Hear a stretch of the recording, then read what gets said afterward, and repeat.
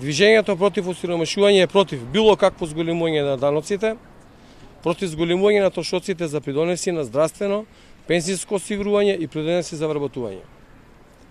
Зголемувањето на даноците ќе значи удар врз стопанството и компаниите.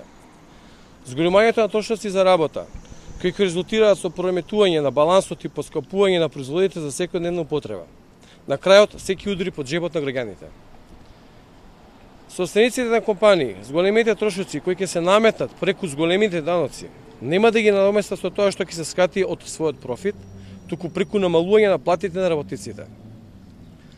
Помали приходи ќе значат слабење на економската моќ на граѓаните и зголемување на сиромаштијата. Зголемите даноци ќе стимулираат даночна евазија, односно избегнување на плаќање на даноци, односно стимулирање на сивата економија. Кога имаме сива економија, слаби е бизнисот и државата.